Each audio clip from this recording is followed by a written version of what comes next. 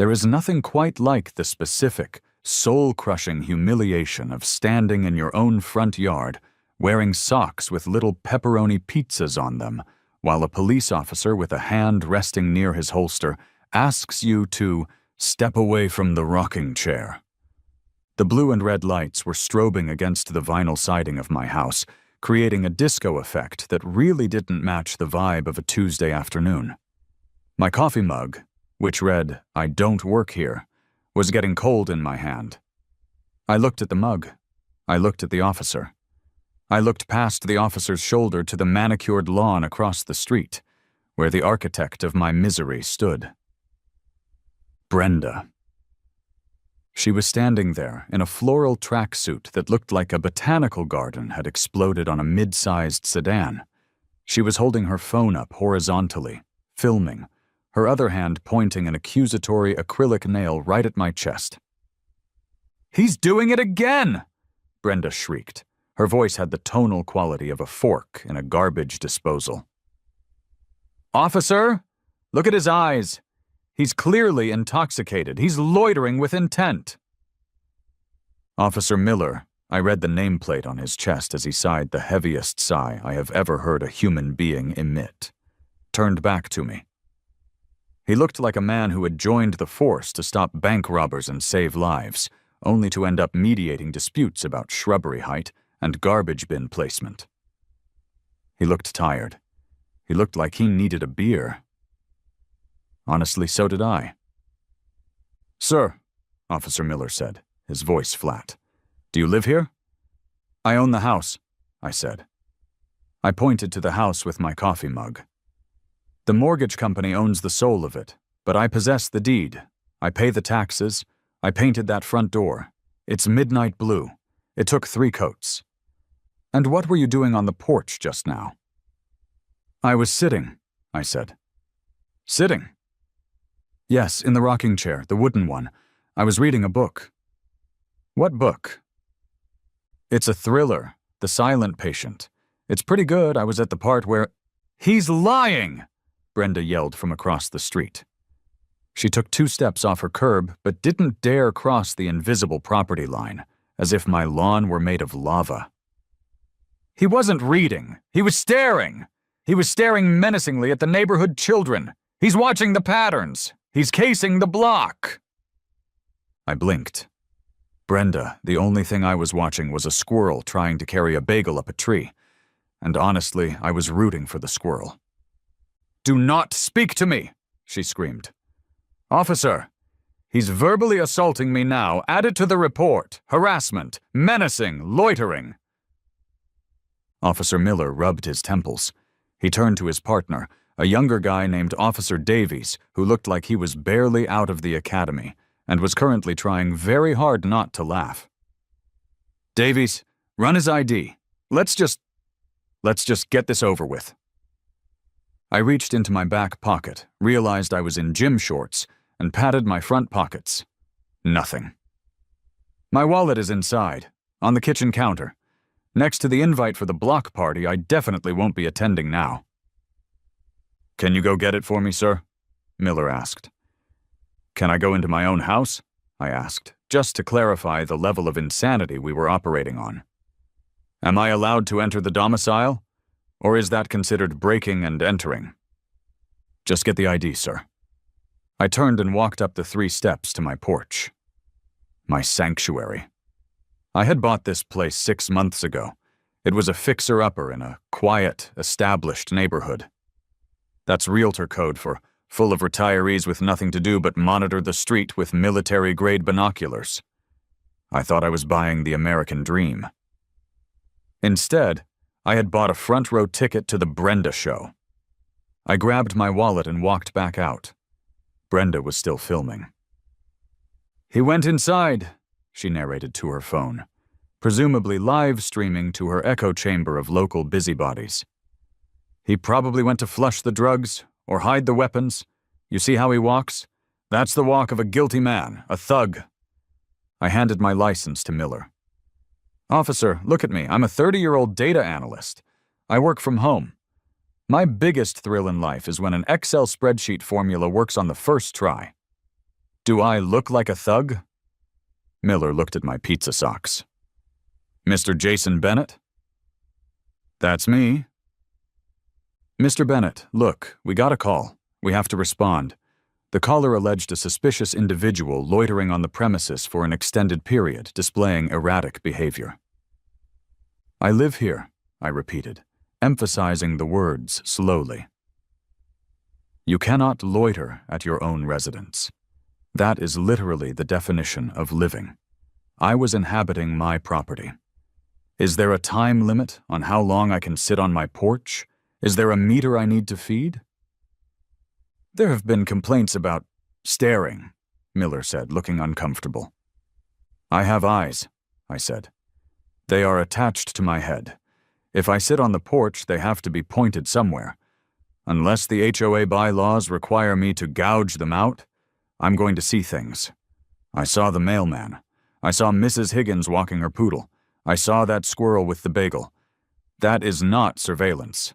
That is existence. He's got a setup, Brenda shouted. She had crept closer now, standing right at the edge of my driveway. He sits there for hours. It's unnatural. Normal people go to work. Why isn't he at work? He's clearly running a drug ring out of that porch. I smell it. I smell the marijuana. That's mulch, Brenda, I shouted back. I put down fresh mulch on Saturday. You literally watched me do it. You complained about the color of the bags. Likely story, she scoffed. Officer, I want him cited. There is a town ordinance against vagrancy and loitering that impedes public peace. His presence is impeding my peace. Officer Davies came back from the cruiser. License is clean, obviously. No warrants, no record. He's got a parking ticket from 2018 in downtown. A hardened criminal, I muttered. Lock me up. Miller handed me back my license. Look, Mr. Bennett, technically you aren't breaking any laws. Technically? I raised an eyebrow. I should hope, factually, I'm not breaking any laws either. But, Miller continued, lowering his voice so Brenda couldn't hear, you're upsetting the neighbors. And when the neighbors get upset, they call us. And when they call us, we have to come out here. And I really, really don't want to come out here again today. So can you maybe take it inside? Just for now? De-escalate the situation? I looked at Miller. I saw the exhaustion in his eyes. I sympathized with him, I really did. But then I looked at Brenda. She was smirking. It was a tight, smug little purse of the lips that said, I won. I control this street. I snapped my fingers and the law arrived to chastise you. If I went inside now, it was over. If I retreated to my living room, she would own the porch. Next week, she'd decide I wasn't allowed to park in my driveway. The week after that, she'd decide my curtains were the wrong shade of white. This wasn't about the porch. This was about dominance. No, I said. Miller sighed. Sir? No, I said again, louder. I appreciate that you guys have a job to do, but I have a mortgage to pay, which I do every month. This is my property. I am not blasting music. I am not naked. I am not screaming profanities, though I am tempted. I am sitting. Sitting is not a crime. If she calls you again, that is harassment on her part, not mine. You can tell her to stop wasting police resources. I walked back up the steps, sat down in my rocking chair, picked up my lukewarm coffee, and stared directly at Brenda. Mr. Bennett, Miller started. Am I under arrest? I asked, taking a sip of the terrible coffee. No. Am I being detained? No. Then I am going to finish my chapter. I opened the book. I didn't read a single word. I just held it up. The cops stood there for a moment. Miller looked at Brenda, who was now vibrating with a frequency that could shatter glass. He's sitting back down, she screamed. Arrest him! Failure to comply! He's resisting! Ma'am, Miller said, turning to her. He is on his own property. He is allowed to sit there. Please stop calling 911 unless there is an emergency. This is an emergency, Brenda wailed. The moral fabric of this neighborhood is disintegrating. Have a good day, ma'am. Have a good day, Mr. Bennett. The officers walked back to their car. I watched them go. Brenda stood on the sidewalk, phone still recording, her face a mask of pure, unadulterated rage. She didn't leave immediately. She stood there for a full 3 minutes, filming me sitting. I gave her a little wave. A small, polite, neighborly wave. She hissed, actually hissed, like a cat, and stomped back across the street to her house. She slammed her front door so hard I felt the vibration through the pavement. I sat there for another hour. I didn't even want to be outside anymore. It was getting humid, and the bugs were starting to come out. But I couldn't move. I had to hold the line. When I finally went inside, I tossed the cold coffee in the sink and slumped against the counter. My heart was pounding. I hate confrontation. I'm a data guy. I like numbers. Numbers make sense. Numbers don't call the police on you for reading. But I knew this wasn't the end. Brenda was the type of person who had the non-emergency line on speed dial and the code enforcement officer's home number memorized. I pulled out my phone and opened Facebook. I didn't have to look far. I'm part of the Oak Creek Community Watch group. I joined mostly to see if anyone found lost dogs or to get recommendations for plumbers. But there it was, right at the top of the feed, posted 4 minutes ago. Brenda Miller posted a video. Title: Criminal Elements in Our Midst. Caption: Sad day for Oak Creek. Police were called to handle a vagrant individual loitering on a porch at 402 Maple Drive. Police did nothing. The liberal agenda has tied their hands. This individual was menacing me and casing the neighborhood. I fear for our children. He claims to live there, but has no respect for community standards. Watch out. Keep your doors locked. The video was shaky footage of me standing in my socks, looking confused, while the police lights flashed. It was framed perfectly to make it look like I was being interrogated for a double homicide, rather than asked about my rocking chair. The comments were already rolling in. Susan G. Oh my God, is that the blue house? I walk past there every day, so scary. Rick T. This is what happens when we let the neighborhood go. Property values are going to tank. Thanks a lot, 402. Linda P. He looks like he's on something. Look at his eyes, glassy, definitely drugs. My blood ran cold. She wasn't just being annoying. She was assassinating my character. She was painting a target on my back. I scrolled through the comments, my thumb hovering over the report button. But I knew it wouldn't matter. Brenda was the admin of the group. I put the phone down on the granite island. I looked out the kitchen window at her house across the street. The lights were on. I could see her silhouette moving past the window. She was probably on the phone, rallying the troops, calling the HOA board members, drafting letters. She wanted a war? She wanted to police my porch? Fine. If she didn't like me sitting on a simple wooden rocking chair, she was absolutely going to hate what came next. I opened my laptop. I wasn't going to retreat. I was going to expand.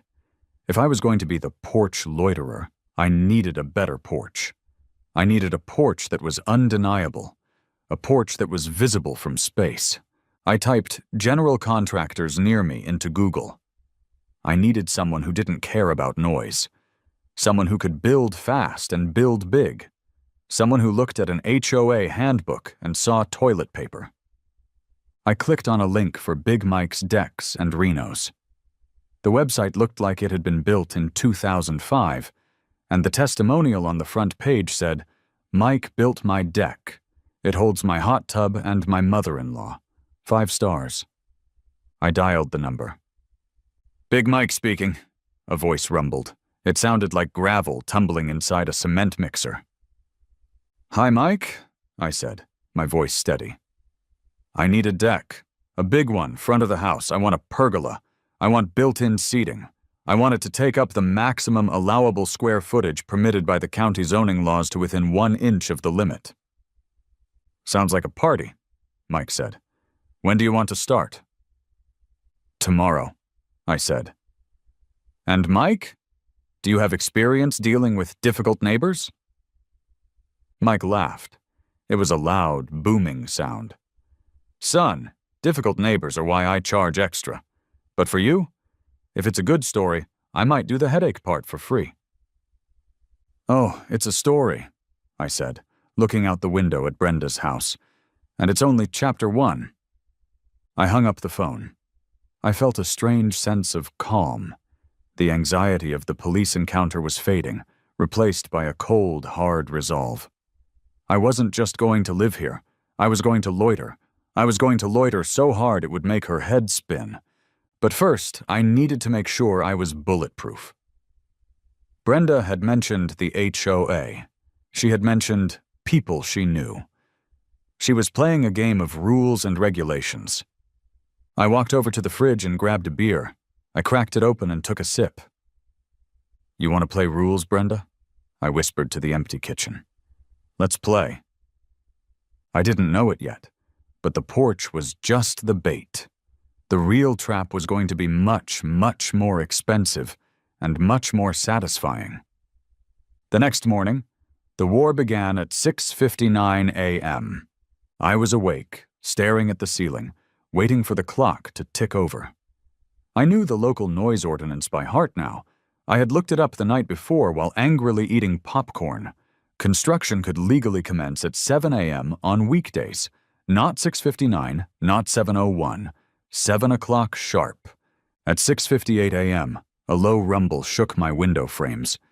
It sounded like a tectonic plate shifting, or perhaps a dinosaur clearing its throat. I got out of bed and peeked through the blinds. A white Ford F-350 lifted so high you'd need a stepladder and a prayer to get into the cab, was idling in front of my house. The side of the truck read Big Mike's Decks in red block letters that looked like they had been punched into the metal. A trailer was attached to the back, piled high with pressure-treated lumber that smelled like chemical victory. At exactly 7 a.m., the driver's side door opened, and Big Mike stepped out. I had spoken to him on the phone, but seeing him in person was a different experience. Mike was about 6'4" and roughly the shape of a vending machine. He wore a neon yellow t-shirt with the sleeves ripped off, revealing arms that looked like they were made of braided steel cables. He had a beard that could hide a small bird, and he was wearing wraparound sunglasses despite the morning overcast. He didn't knock. He walked to the trailer, grabbed a circular saw, plugged it into a generator that hummed like a jet engine, and revved it. Ree! The sound tore through the quiet suburban morning like a scream. It was beautiful. I threw on a robe and went out to meet him. Morning, I shouted over the generator. Mike cut the power. The silence that followed was deafening.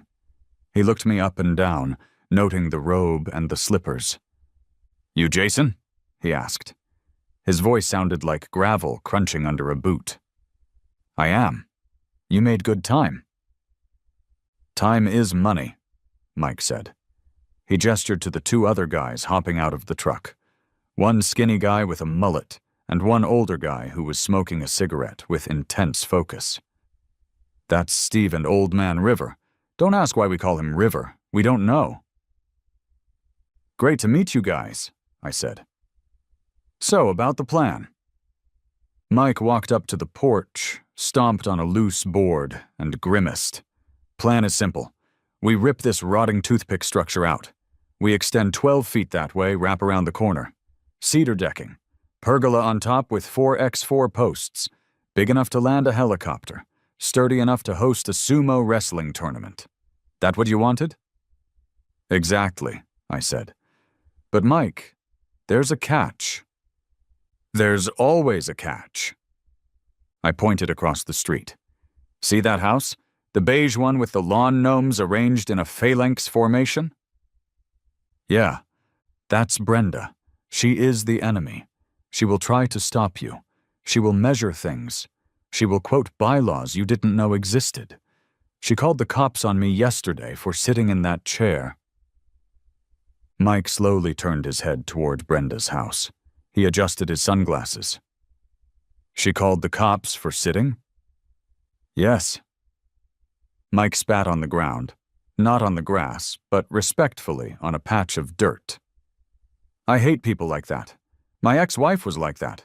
She tried to tell me how to stack the dishwasher. You can't tell a man how to stack a dishwasher. It's an art form. He turned back to me.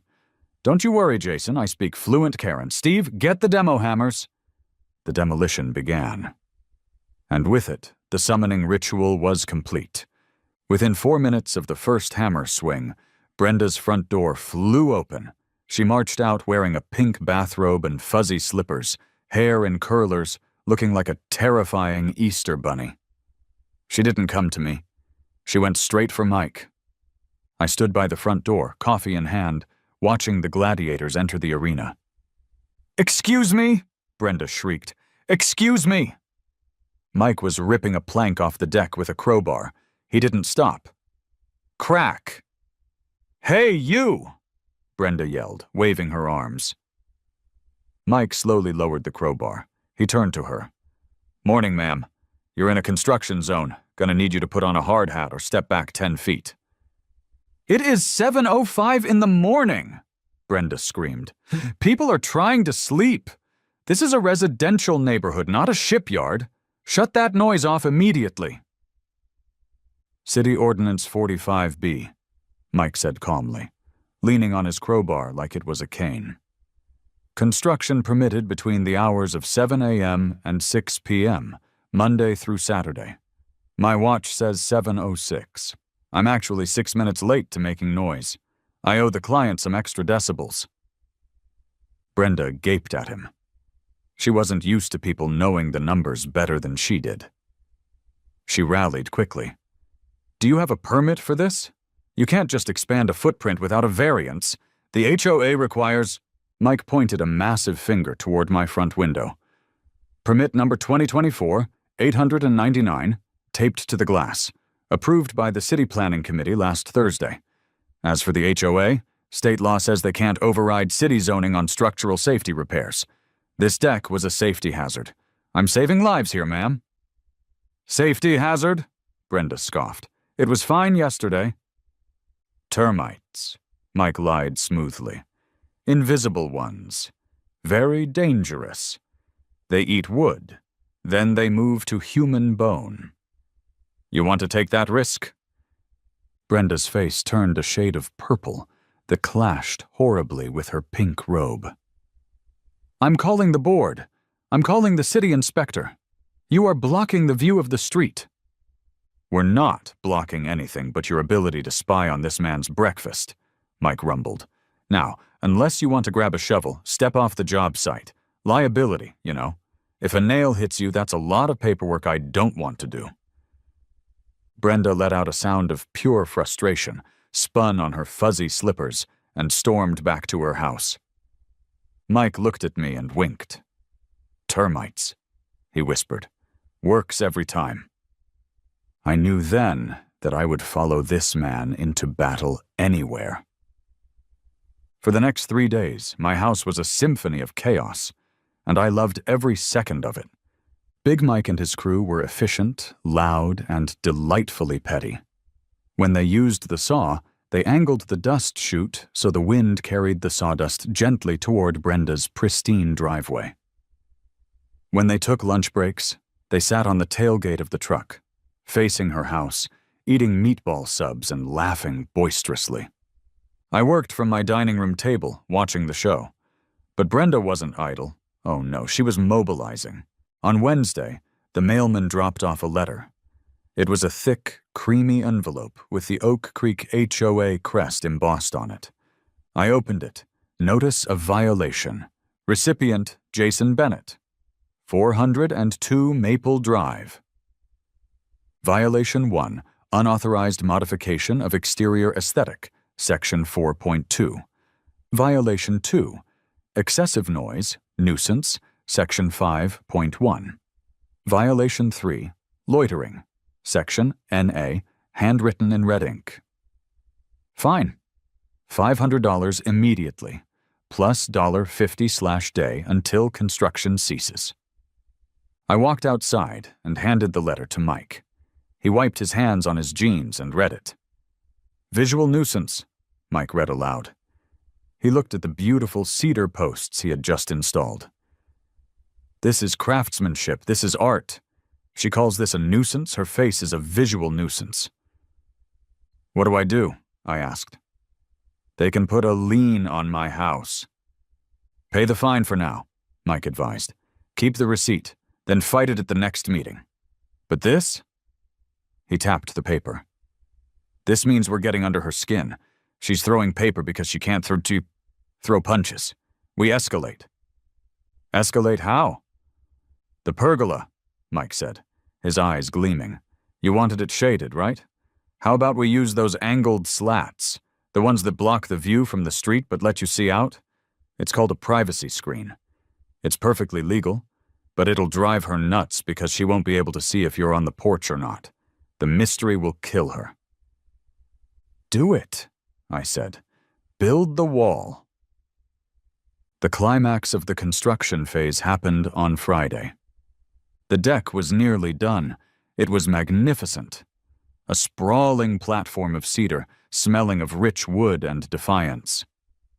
Mike and his crew were packing up for the day.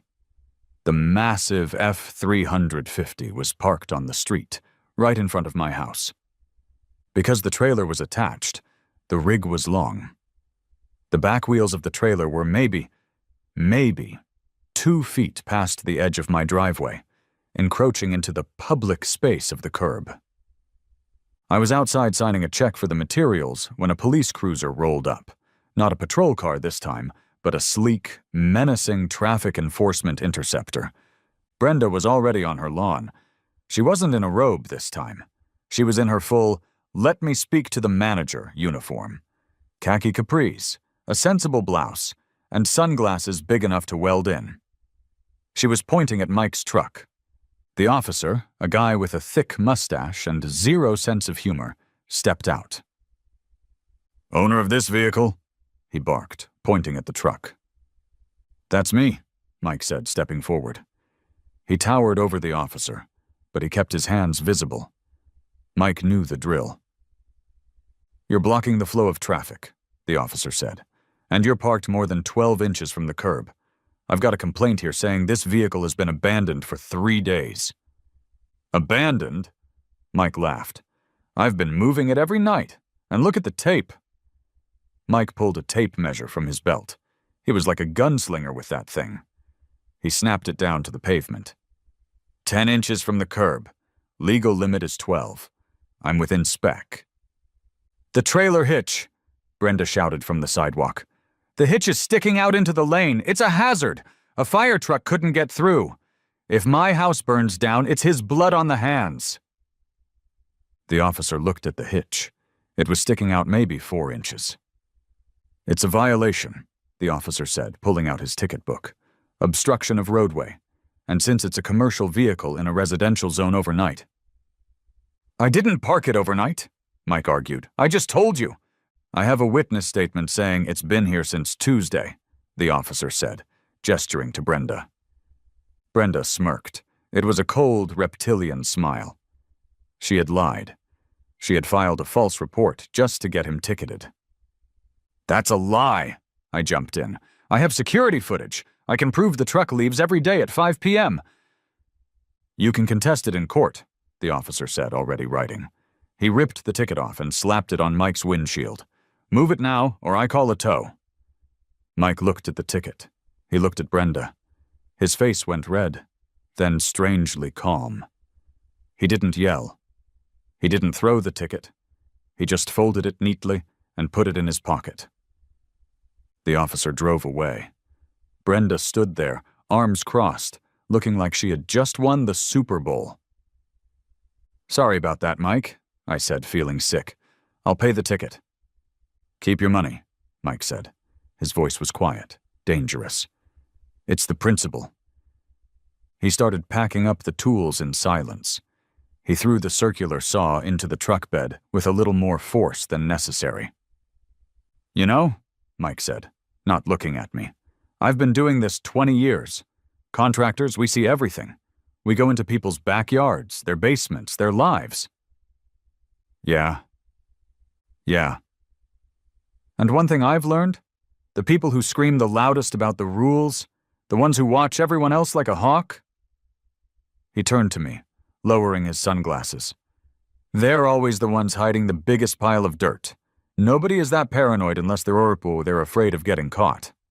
I looked across the street at Brenda. She was inspecting her lawn for invisible weeds, pretending not to watch us. She's hiding something, Mike said. I'd bet my left nut on it. Someone who lies to a cop about a truck parking? That comes easy to her. That's muscle memory. She's done it before. The words hit me like a lightning bolt. Muscle memory. Brenda acted like she owned the law. She wielded police officers like personal security guards. But Mike was right. That level of comfort with manipulation, that sheer audacity to lie on an official report. That wasn't a hobby. That was a lifestyle. Skeletons, I whispered. Closets full of them, Mike grunted. He climbed into his truck. I'll be back Monday to finish the stain. You watch your back, Jason. She's feeling bold now. Mike drove off, the trailer rattling behind him. I stood on my half-finished, magnificent deck. The ticket incident had been the last straw. I had tried to be nice. I had tried to ignore her. I had tried to just build a deck and live my life, but she had come from my contractor. She had cost a working man money based on a lie. This wasn't a neighbor dispute anymore. This was a crusade. I went inside and opened my laptop. I didn't search for HOA lawyers or mediation services. I remembered a guy my cousin had used during a nasty divorce. A guy who didn't have a LinkedIn profile. A guy whose office was rumored to be behind a vape shop in the sketchy part of town. I typed in the name I remembered. Sal Moretti, Private Investigations. The website was a single page, black background, white text. It said, "Need to know? I find out." I dialed the number. "Moretti," a voice answered. It sounded like whiskey and cigarette smoke filtered through a rusty screen door. "Mr. Moretti," I said, watching Brenda through my blinds. "My name is Jason Bennett. I have a neighbor problem." "Kid," Sal sighed, "I don't do cat rescues." "She's not a cat," I said. "She's a tyrant. She's filing false police reports. She's fining me for existing. And my contractor thinks she's hiding something big." There was a pause on the line. Then the sound of a lighter flicking and a long inhale. "A suburban tyrant, huh?" Sal asked. "HOA type?" "The president of the board." "I hate those people," Sal said. The tone of his voice changed. He sounded interested. "They act like they're running the mob, but without the style. You want me to dig?" "I want you to dig to China," I said. "I want to know where she went to high school. I want to know why she moved here. I want to know what she's afraid of." "This gonna cost you," Sal warned. "Data isn't free, and neither is my gas." "I'll pay double if you find dirt," I said. "Meet me in an hour," Sal said.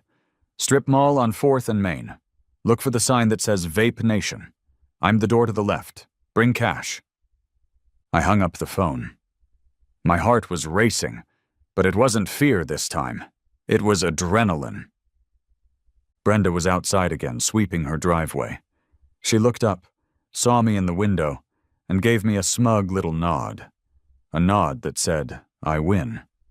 I nodded back. "Not yet, Brenda," I thought. "Not yet." I grabbed my keys and my checkbook. I had a date with a shark. The strip mall on 4th and Main was the kind of place where dreams went to die, or at least to get heavily discounted.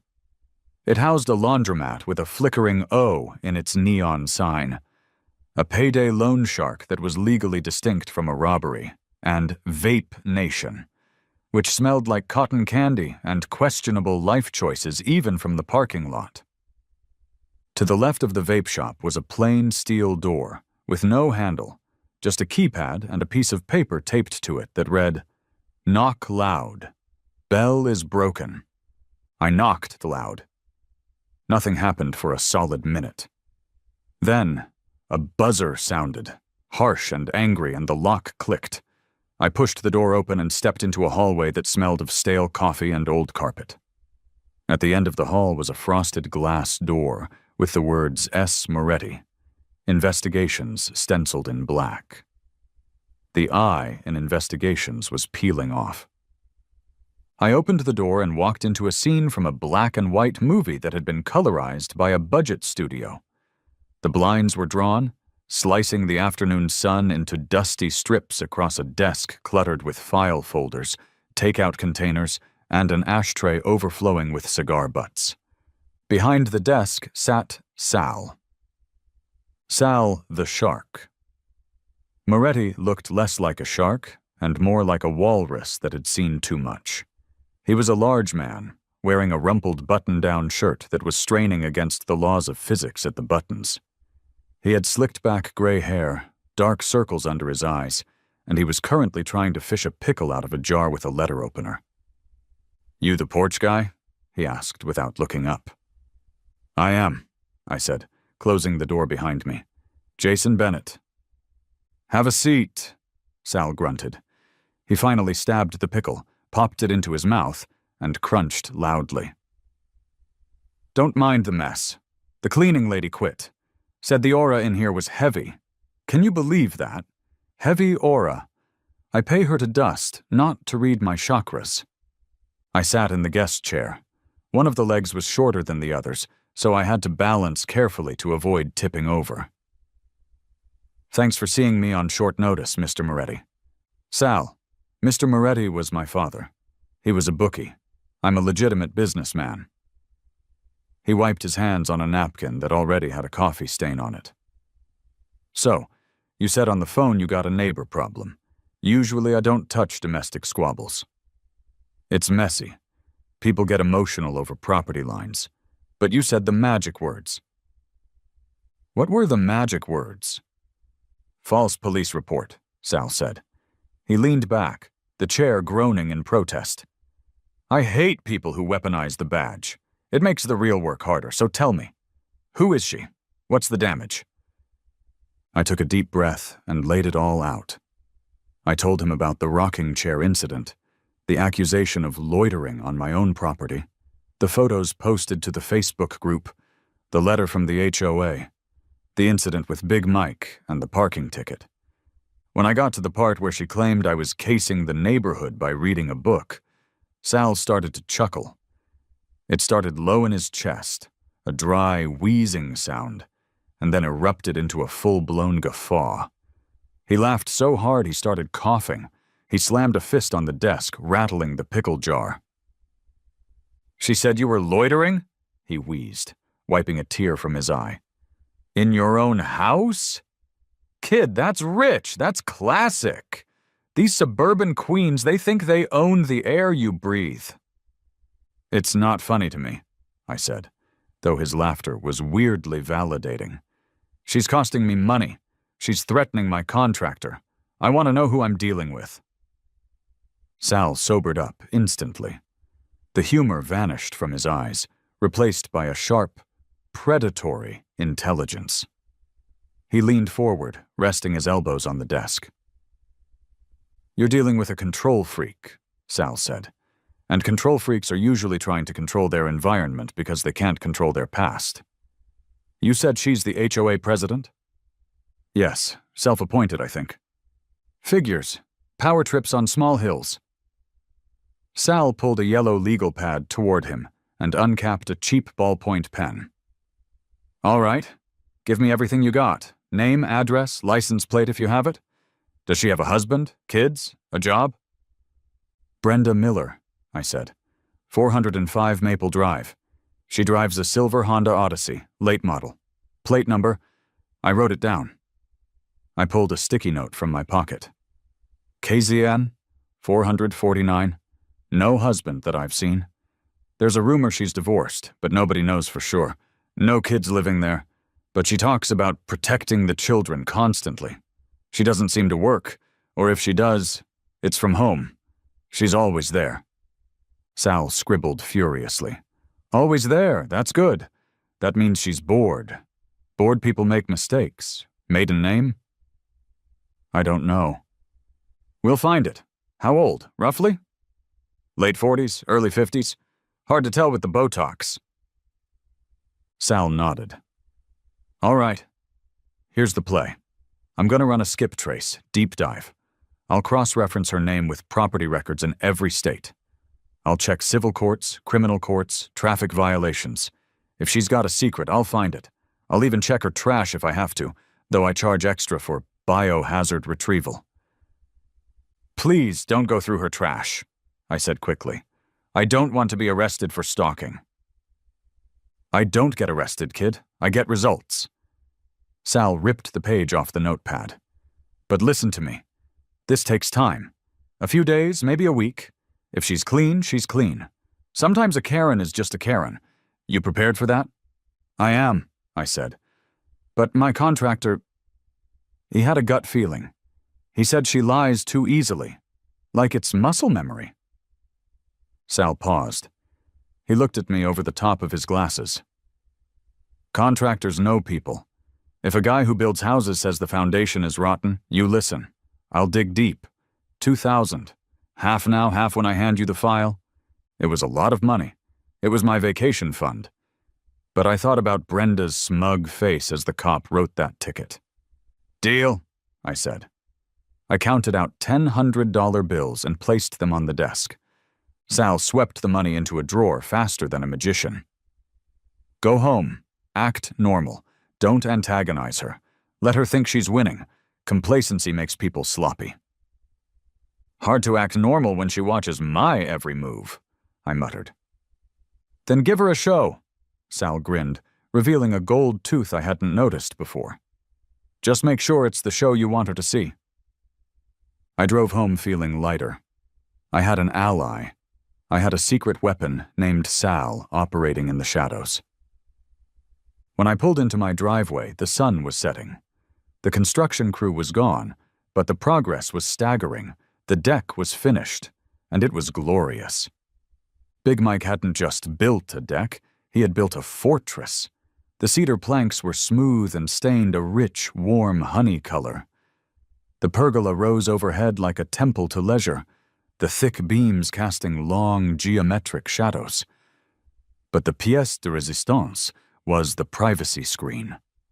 On the side facing Brenda's house, Mike had installed a slat wall.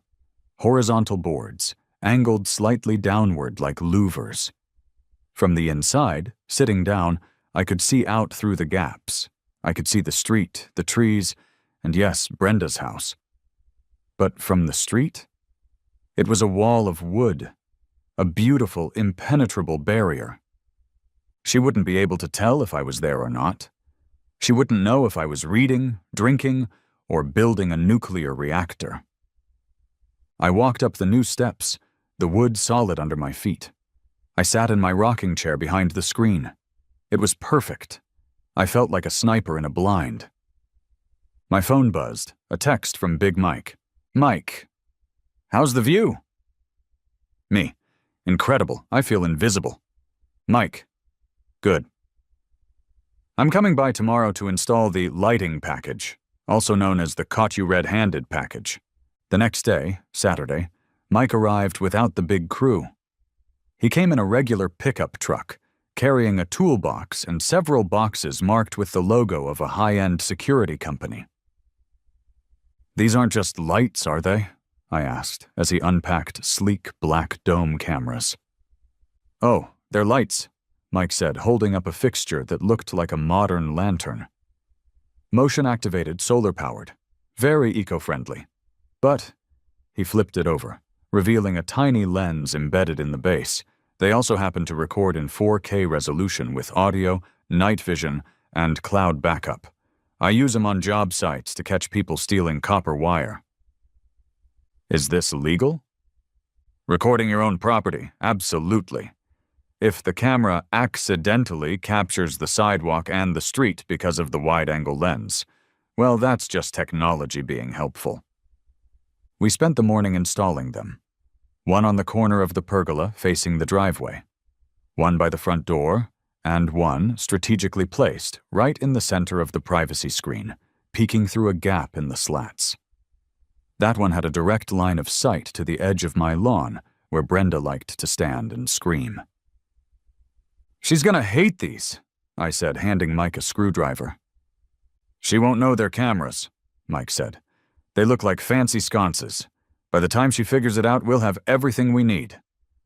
By noon, we were done. The trap was set. Now we just needed the bait. "We need to test the system," Mike said, wiping sweat from his forehead. "And we need to see if the privacy screen works. I say we have a little party." "A party?" I hesitated. "I don't want to get hit with a noise violation." "Not a loud party," Mike corrected. "A visual party. We sit on the porch. We drink iced tea. We laugh. We point at things. We make it look like we're having the time of our lives. If she can't see what we're doing, but she can hear us having fun, it'll drive her insane." "Psychological warfare," I said. "I like it." I went inside and made a pitcher of iced tea. I put it on a tray with 2 glasses. I even cut up some lemon wedges to make it look fancy. We sat on the new deck, hidden behind the slats. From the street, we were just shadows and voices.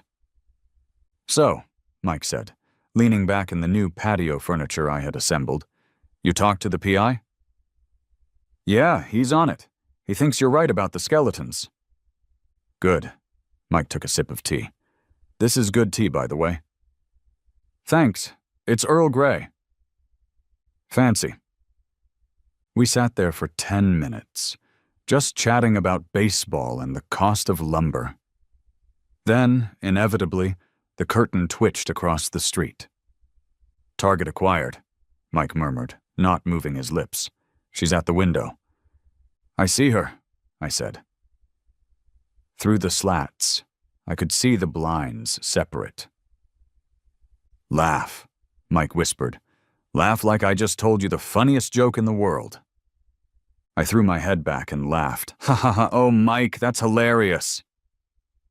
Mike joined in, his booming baritone echoing off the pergola. And then the guy says, "That's not a hammer." We were improvising nonsense, but the effect was immediate. The front door across the street opened. Brenda stepped out. She was wearing her patrol outfit again, visor, sunglasses, clipboard. She walked to the edge of her driveway and stared at my house. She craned her neck. She took a step left. She took a step right. She was trying to see through the slats. "She can't see us," Mike whispered, grinning. "It's killing her." "She's getting closer," I reported.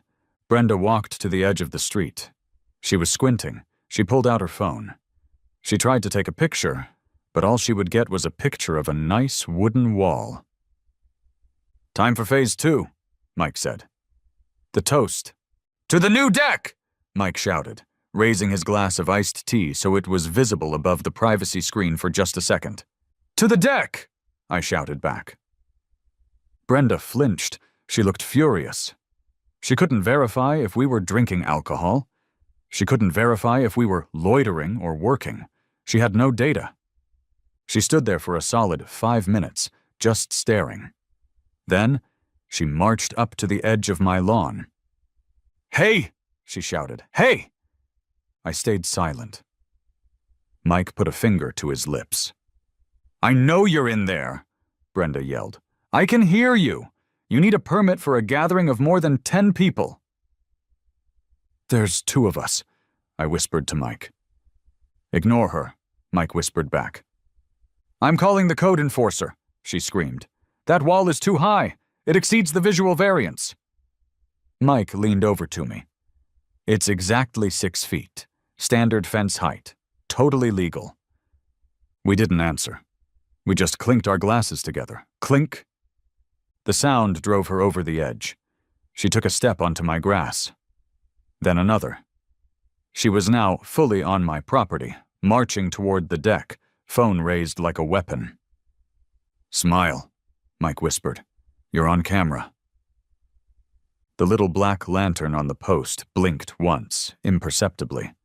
Brenda marched right up to the privacy screen and tried to peer through the crack.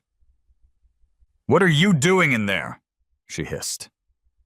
"Drinking tea, Brenda," I said calmly, not standing up. "Would you like some?"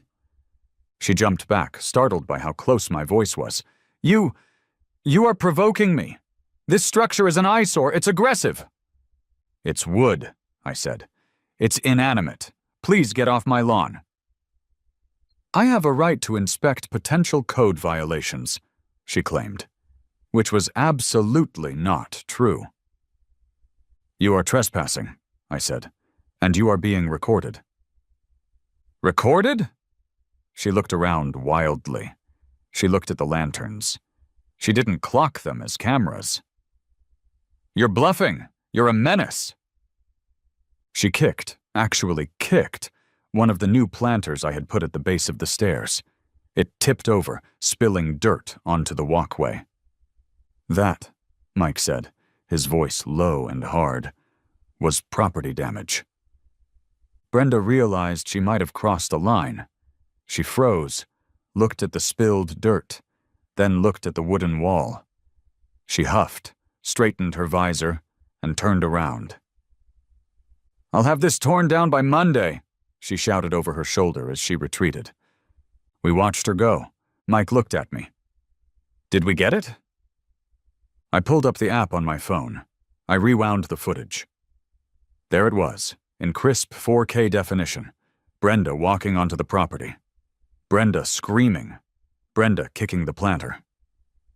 "We got it," I said. "Trespassing and destruction of property. It's minor, but it's leverage." "Save that video," Mike said. "Back it up to 3 different clouds." Done.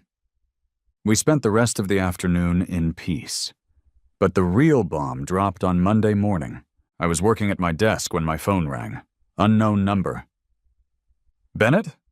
The voice was raspy. "Sal." "Sal, did you find something?"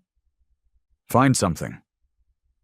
Sal let out a short, sharp bark of laughter. "Kid, you better sit down. Are you sitting?" "I'm sitting." "Good, because I didn't just find dirt. I found an archaeological dig site." My stomach did a flip. "What is it?" "Not over the phone," Sal said. "This is too good. Meet me at the diner on 3rd, the one with the greasy spoon. 20 minutes?" "I'm on my way." I grabbed my keys. I texted Mike. "It's happening." I drove to the diner faster than I probably should have. Sal was already there, sitting in a booth in the back, nursing a cup of black coffee and a slice of cherry pie. He had a manila folder next to him. A thick one. I slid into the booth opposite him. "Tell me." Sal took a slow bite of pie. He chewed deliberately. He was enjoying the dramatic tension. "So," Sal said, wiping crumbs from his lip, "your friend Brenda, or should I say Brenda Kowalski." "Kowalski?" "Her maiden name, or at least the name she used in Ohio about 10 years ago." Sal tapped the folder. "She moved here 5 years ago, right?" "Yeah, that sounds right." "And she's been a model citizen ever since. A pillar of the community." Sal smirked. "But back in Ohio, Brenda was a busy girl." He opened the folder and slid a stack of papers toward me. They were photocopies of court dockets, mugshots, police reports. I looked at the top photo. It was definitely her. Younger, less Botox, hair a little wilder, but the eyes were the same. The eyes of someone who wanted to speak to the manager of the universe. "What am I looking at?" I asked. "You are looking at 3 outstanding bench warrants," Sal whispered. "Warrants? Like arrest warrants?" "Active ones," Sal nodded. "She skipped town, never showed up for court, and because they were misdemeanors, nobody came looking for her across state lines. But they never go away, kid. They just sit in the system waiting for someone like me to run a national check." "What did she do?" I scanned the papers. The charges were listed in bold. "Read 'em and weep," Sal said. I read the first one. Illegal dumping. Illegal dumping? I asked. She was throwing her household trash into a construction dumpster behind a strip mall to save on pickup fees, Sal explained. Got caught, refused to pay the fine, fought the cop who wrote the ticket. I read the second one. Disorderly conduct, disturbing the peace. That one, Sal pointed, was at a coffee shop. Apparently, the foam on her cappuccino was insufficient. She threw the cup at the barista, screamed for 20 minutes, resisted arrest when the cops showed up. That sounds about right, I muttered. And the third one, Sal said, is the kicker, leaving the scene of an accident, property damage. A hit and run? Fender bender in a parking lot. She backed into someone, got out, looked at the damage, got back in her car, and drove off. Witnesses got the plate. She never showed up for the court date. Sal leaned back. She's a fugitive, Jason. Technically. A petty, low-stakes fugitive. But here's the thing about active warrants. If the local cops here find out about them, and if the jurisdiction in Ohio confirms they still want her, they have to pick her up. I stared at the file. This was it. This was the nuclear option. So she's been terrorizing the neighborhood about rules and regulations, while dodging the law herself, Sal finished. Hypocrisy at its finest. What do I do? I asked. Do I just call the cops? No, Sal shook his head. If you just call and say check her record, they might prioritize it. They might not. It's out-of-state paperwork. Cops hate paperwork. You need a reason for them to run her ID right now. You need an active situation. I thought about the porch warming plan. I thought about the camera footage. I thought about the lemonade. I have an idea, I said. A slow smile spread across my face. I like that look, Sal said. That's the look of a guy who's about to win. She hates my porch, I said. She hates me sitting on it. If I do something she considers a commercial enterprise, she'll lose her mind. She'll call the cops on me.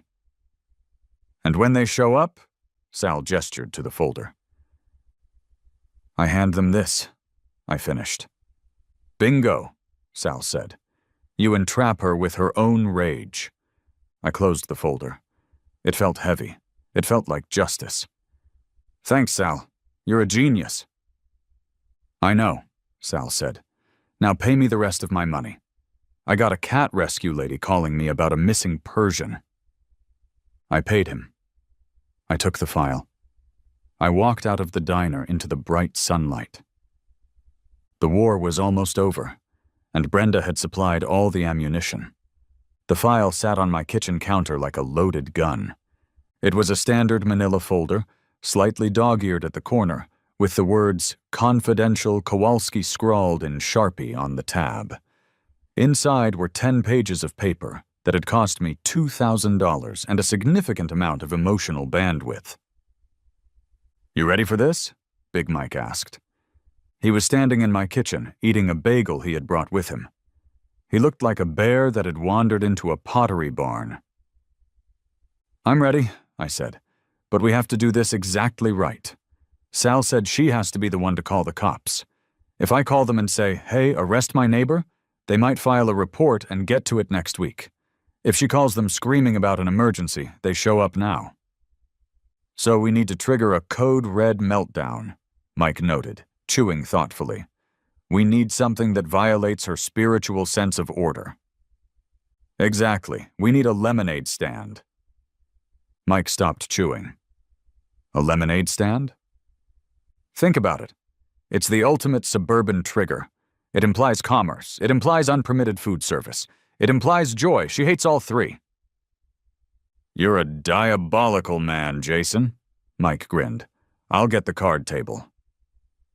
We spent the next 20 minutes setting the stage. This wasn't just a folding table on the lawn. This was a piece of performance art.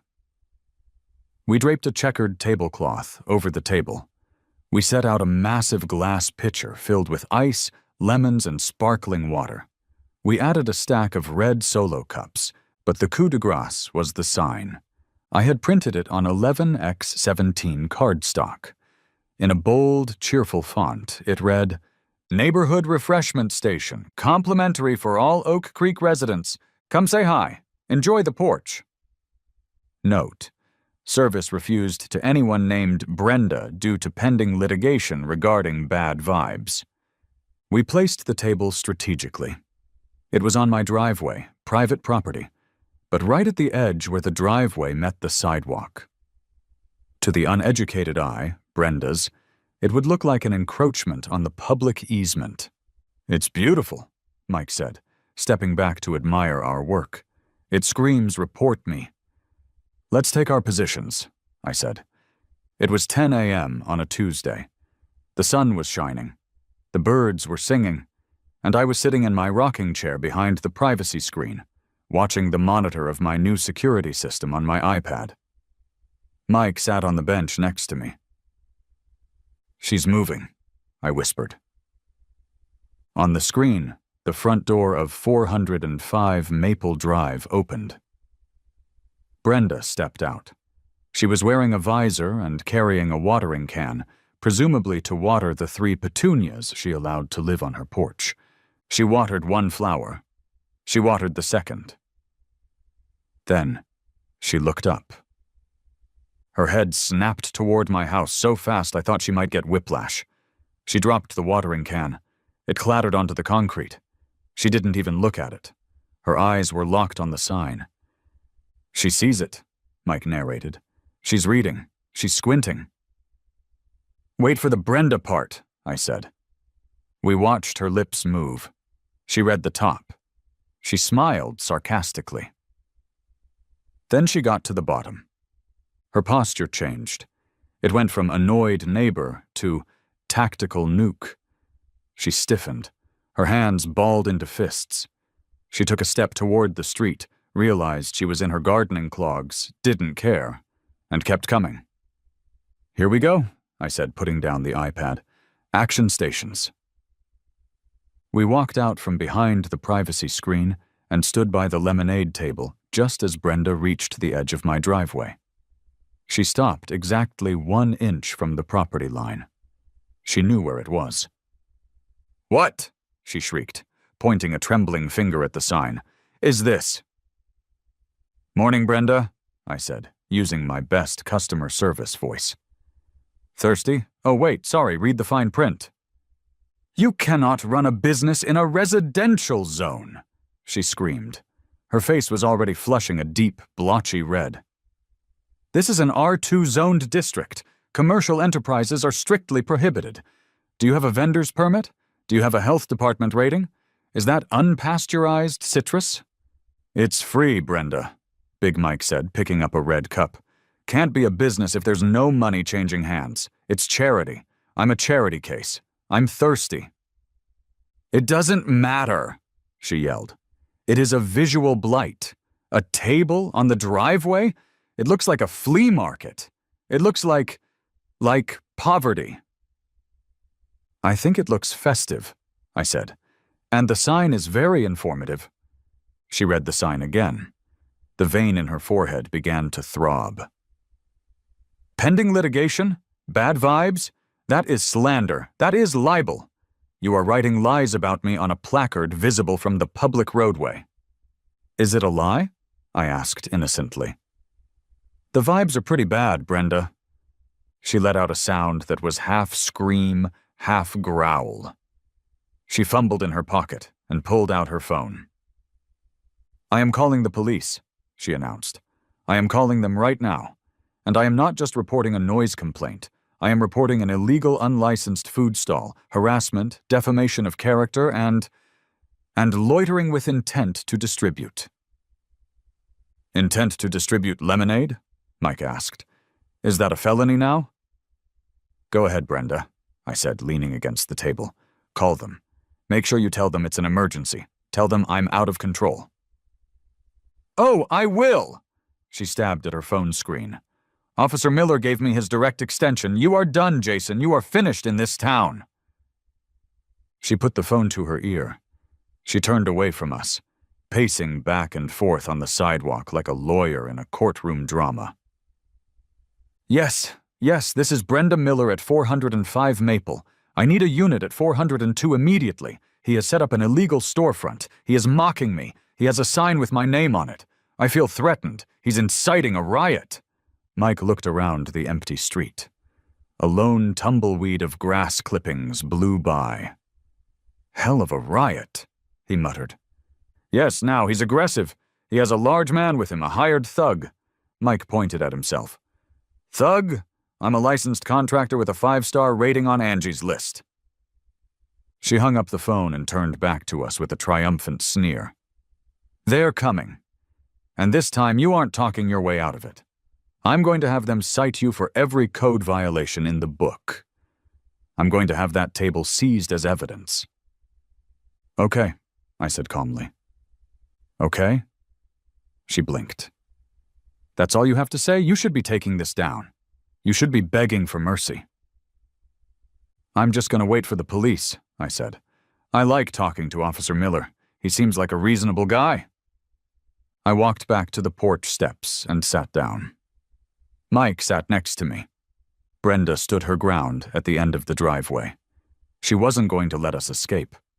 She stood guard, arms crossed, tapping her foot, glaring at the pitcher of lemonade as if it were a vat of toxic waste. The wait was agonizingly perfect. 10 minutes, 12 minutes. Then we saw it. The familiar cruiser turning the corner, Officer Miller. And this time he wasn't alone. A second cruiser followed him. Brenda had apparently sounded the alarm so effectively that they sent backup. Showtime, I whispered to Mike.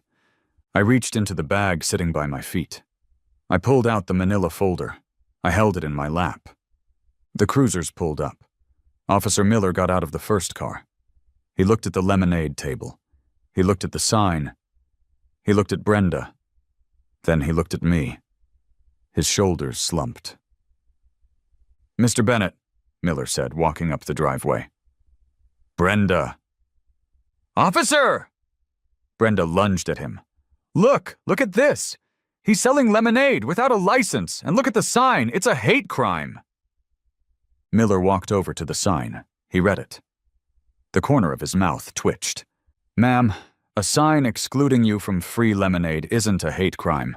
It's rude, maybe, but it's not illegal. It is harassment, she shrieked. He is targeting me, and look at the structure, a table on the driveway that violates HOA bylaw 7.3 regarding temporary structures. I don't enforce HOA bylaws, ma'am, Miller said wearily. I enforce the law. Is he selling it? It says complimentary, Miller noted. That means free. It's a trick, Brenda insisted. It's a front. He's using it to lure people in to give them hydration? I offered. Officer, Brenda switched tactics. I want him arrested, right now, for disturbing the peace. He is disturbing my peace intentionally. He is provoking me. I am a tax-paying citizen, and I demand you remove this criminal element from my neighborhood. Miller sighed. Ma'am, I can't arrest a man for giving away lemonade. I can ask him to take the table inside if it's blocking the sidewalk, but... It's not blocking the sidewalk, Mike piped up. I measured. 3 feet of clearance. You see? Brenda yelled. They are mocking the law. If you won't arrest him, I will call your supervisor. I will call the mayor. I know people. I have a clean record and I am a victim here. A clean record. The words hung in the air. I stood up. My heart was hammering against my ribs, but my hands were steady. This was it. The moment Sal had promised me. Officer Miller? I called out. Miller turned to me. Yes, Mr. Bennett? Can we just put the table away and call it a day? I'm happy to put the table away, I said, walking down the steps. But before you go, there's something you need to see. Since Brenda brought up records. Brenda scoffed. Oh, please. What is he going to show you? His library card? I walked past the lemonade stand. I walked past Brenda, who recoiled as if I were contagious. I stopped in front of Officer Miller and his partner. "My neighbor has been very vocal about the law," I said, keeping my voice loud enough for the neighbors, who were now peeking out of their windows, to hear. "She's very concerned with rules, ordinances, warrants." "Get to the point, Bennett," Miller said. "I hired a private investigator," I said. Brenda froze. Her mouth, which had been open to launch another insult, snapped shut. Her eyes went wide. "I wanted to know why my neighbor was so obsessed with policing everyone else," I continued. "And it turns out projection is a powerful thing." I handed the manila folder to Officer Miller. "What is this?" Miller asked. "That," I said, "is a dossier from the state of Ohio. It contains 3 active bench warrants for one Brenda Kowalski." Brenda made a sound like a deflating tire. "Kowalski? That's not—" "Brenda Kowalski," I said, pointing at her. DOB April 12th, 1973. Also known as Brenda Miller. She never legally changed her name after the divorce. She just started using it. But the fingerprints don't lie, and neither do the court dockets. Miller opened the folder. The other officer, a younger guy, leaned in to look. Silence descended on the street. Even the birds seemed to stop singing to watch. Miller flipped a page. He read. He flipped another page. He looked at the mugshot stapled to the 3rd page. He looked up at Brenda. Brenda was pale. Her tan seemed to drain away, leaving her looking like uncooked dough. That's old," Brenda stammered. Her voice was an octave higher than usual. "That was a misunderstanding. I paid those fines. I sent a check." "According to this," Miller said, his voice changing. The weariness was gone, replaced by the sharp, professional tone of a cop who just found a reason to do his job. "You failed to appear in court 3 times in 2019. "I moved," Brenda squeaked. "I didn't get the notices." "Moving across state lines to avoid a court date makes you a flight risk, ma'am," Miller said. He closed the folder. He looked at his partner. "Run it. Verify the NCIC status." The partner nodded and jogged back to the cruiser. Brenda took a step back. "You can't do this. I am the HOA president. I am the victim here. He's the one with the lemonade stand." "Ma'am," Miller said. "Illegal dumping? Leaving the scene of an accident? These aren't HOA violations. These are crimes." I have to go inside," Brenda said. She turned toward her house. "I need to take my medication. I feel faint." "Ma'am, stop," Miller said. He didn't yell, but the command was absolute. "Do not go inside." Brenda stopped. She looked at her front door. It was 50 feet away. It might as well have been on the moon. "This is ridiculous," she hissed, turning back to me. "You did this. You dug up ancient history to humiliate me." "You called the cops, Brenda," I said softly. "You invited them here. I just gave them some reading material." The partner stuck his head out of the cruiser window. He gave Miller a thumbs up. "Confirmed. Ohio wants extradition. Active warrant, fully extraditable within a 500-mile radius. We're within range." Miller nodded. He reached for his belt. "Brenda Miller," Officer Miller said. "Or Kowalski. I'm going to need you to turn around and place your hands behind your back." The moment was surreal. I watched as the handcuffs came out. The metal glinted in the sunlight. "No!" Brenda shouted. She swatted at Miller's hand. Big mistake. "Ma'am, do not resist," Miller barked. In one smooth motion, he spun her around and pinned her wrists. "Assault!" Brenda screamed. "Police brutality! Help! Neighbors, help!" Mrs. Higgins, the lady with the poodle, was standing on her lawn 3 houses down. She watched Brenda screaming. Then, Mrs. Higgins took a sip of her coffee and went back inside. "You have the right to remain silent," Miller recited as the cuffs clicked shut. Click, click, the sweetest sound I had ever heard. "I will sue you!" Brenda wailed as they walked her toward the car. "I will sue this entire city. I will have your badges, Jason. I will take your house. I will burn that deck down." "Anything you say can and will be used against you," Miller continued, unbothered. He opened the back door of the cruiser. He guided her in. She had to duck her head to fit the visor inside. The door slammed shut. The silence that followed was heavy, profound, and absolutely delicious. Miller walked back over to me. He handed me the folder. "We'll keep a copy of the warrants," he said. "You can have this back." "Thanks, officer." Miller looked at the lemonade stand. He looked at the pitcher. "Is that actually lemonade?" he asked. "Fresh squeezed," I said, "with a hint of mint." Miller looked at his partner, then back at me. "It's a hot day, and we have a lot of paperwork to do before we transport her." "On the house," I said, "for the boys in blue." I poured 2 cups. Miller took one. His partner took the other. Big Mike raised his red cup. "To neighborhood safety." Miller took a long drink. He lowered the cup and wiped his mustache. "That is damn good lemonade, Mr. Bennett." "Try to keep the noise down," Miller added. But there was a twinkle in his eye. "We don't want any more complaints." "I think the complaints are going to drop significantly after today," I said. Miller chuckled. He walked back to his car. I saw Brenda in the back seat. She was still screaming, but the glass was thick. I couldn't hear a thing. She was pounding on the window.